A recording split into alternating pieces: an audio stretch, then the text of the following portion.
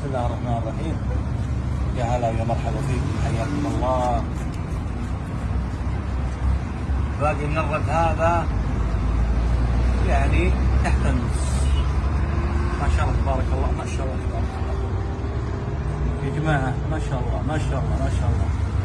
ميزة الحب هذا، الجح هذا اللي يجي من الساحل عمره طويل يصبر، مشته حلوة وطفل خضراء.